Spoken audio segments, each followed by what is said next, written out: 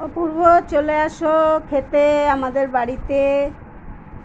এই ভেন্ডি দিয়ে কাচকি মাছ দিয়ে ঝাল করেছি, পটল সর্ষে পটল করেছি, চাটনি করেছি, কাচকি মাছের ঝাল করেছি।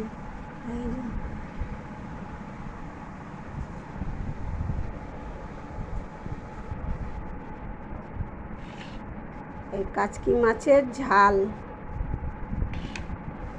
চাটনি, ভেন্ডি দিয়ে কাচকি মাছ দিয়ে ঝাল, পটল পোস্ত। তোমরা যারা যারা খাবে চলে আসো।